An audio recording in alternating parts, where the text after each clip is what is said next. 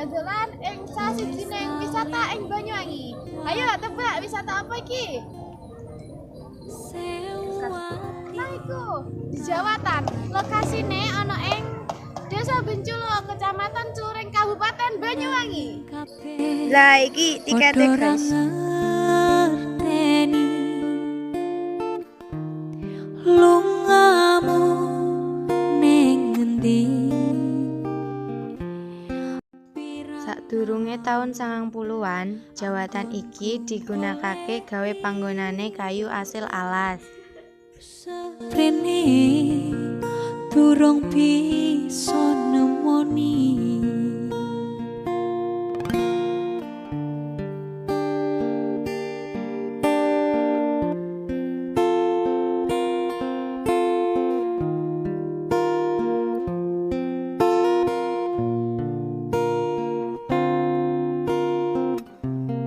Wis tak coba.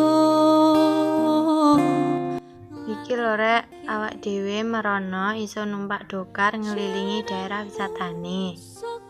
Soko atiku satenane aku ora ngapusi isih tresno sliramu. Umpamane kowe wis mulya lilo Pemandangan alam ning kene apik, sejuk, jek asri, lan resik panggonane. ngomong siji dadi panyuwunku.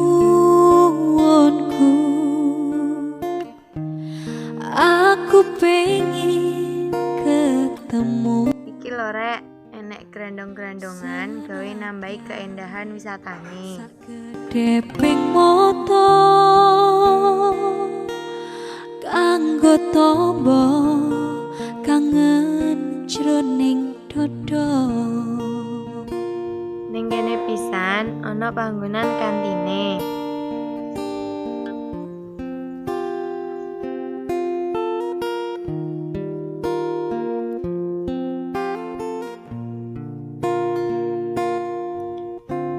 Pokoke cocok gawe wisata bareng keluarga lan kanca-kanca. Nglalekake